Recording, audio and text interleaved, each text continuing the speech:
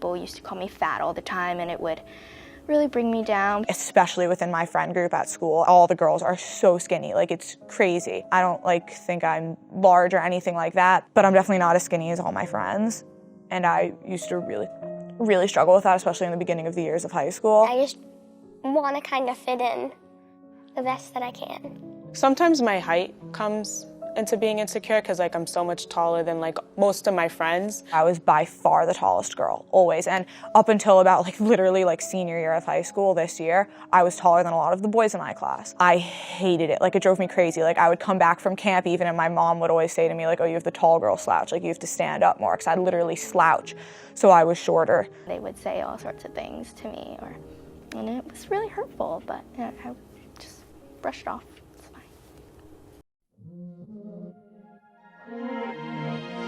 We are real women with curves and cellulite and stretch marks and fat, and we gotta own that, baby.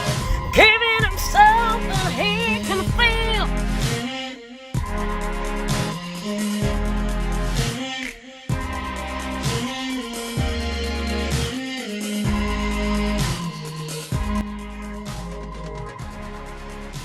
Hi guys, welcome to my channel. This is Pia and you're listening to my podcast, Gain Wealth with Mental Health. It has come to my attention that as our society progresses, our standards for beauty becomes more unattainable. So, talks and controversies about body shaming have become more frequent. It is everywhere. You can hear it in the news, you can see it on social media, pero lalayo pa ba tayo sa ating pamilya lang, di ba? Sometimes may kita mong mga tao or tito and tita mo, maririnig mo parang tumaba ka. Ang payat mo naman, kumain ka naman. Whenever or wherever we are, as long as may nakikita sila, may pupunain sila. And that is sad. Iba naman talaga ang body shaming. Walang pinipiling tao. Kahit mapayat ka, mataba, maliit o matangkad, nakikriticize lang. Ano nga ba ang body shaming, mga mare? Let us hear from our listeners' opinion from Davsu, PSIC 1A Lubao Campus.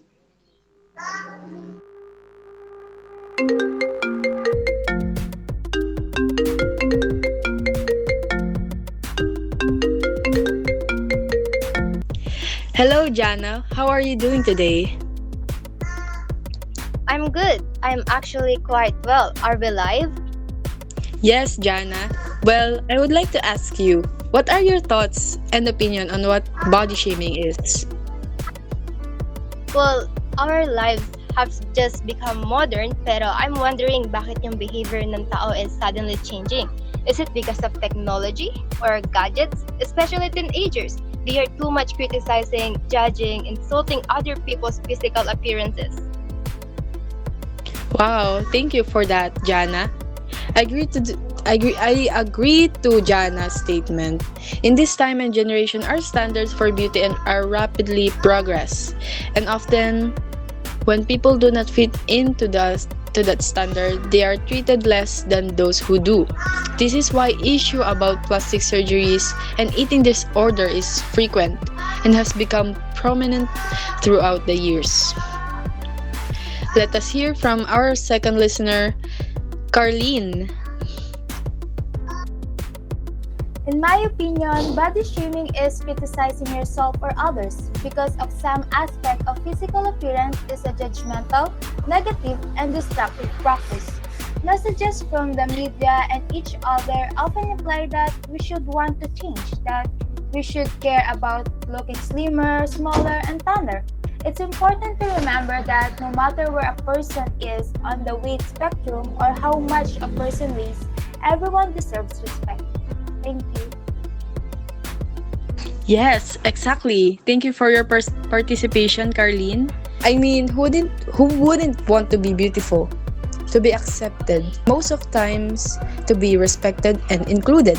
Well, I am not talking for everyone, but I think we can all agree that we all want to be beautiful.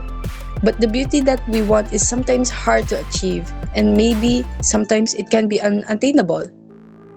And we beat ourselves for that, or others beat ourselves for that.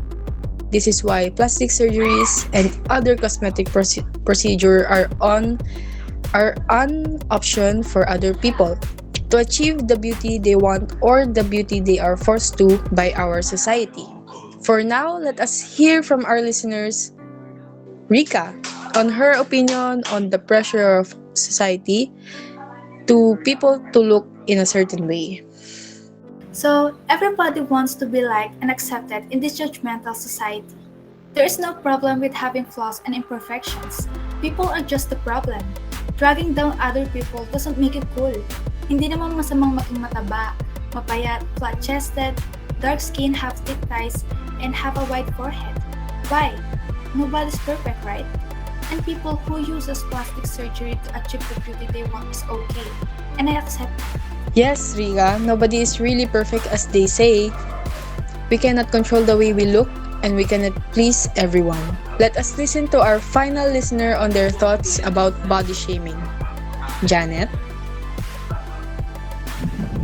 Body shaming is saying criticisms, judgments, and insults to other people, which can offend and hurt other people's feelings. Makikita naman natin na minsan mga kapwa pa natin mga babae ang nanguhusga sa atin. Parang binuhusan tuloy ako ng malamig na tubig. So hopefully all netizens, women, or other people will be aware of the fact that we need to revive women empowerment. In fact, we can please everyone to accept you for who you are. Kaya ang gawin mo na lang, learn to love your body or love yourself. Because this is the best way to avoid being affected by other people's judgments. Remember, we are unique in our own way. Kapag nagsasalamin ka, mahalin mo ang taong nakikita mo roon. That person deserves to be loved, not to be hated or nor criticized.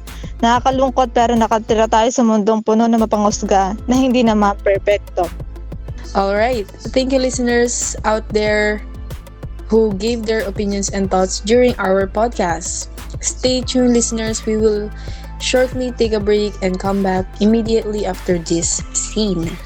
Body shaming is one of the biggest problems in today's generation. It is a practice of making critical, potential, humiliating comments about a person's body, size, or weight. It is obvious that all of us comes in different shapes and sizes, but society and the media puts a lot of pressure on us with beauty stereotypes and standards to deem some as healthy and some are not. Recently, there have been a lot of controversy about body shaming and body image, especially among teenagers. Body shaming is an extremely personal concept that can take a negative toll on a person. The harmful effects of body shaming among teens includes lowering their self-esteem, confidence, which lead to poor mental health and causes weight gains. You know what, listeners? In our short but fleeting discussion made me think of something. Everyone is always saying that there is nothing perfect. No one is perfect. Perfection is unattainable and that we can only reach a small percent of perfection. And then it came to me, what if there is perfection? And there's multiple kinds of perfections. But the thing that we are so caught of is just another type of perfection. With that thought, aren't we all perfect in our own way? Having this kind of mindset is key to accepting and transcending these issues and controversies about body shaming and our attachment to achieve this type of perfection.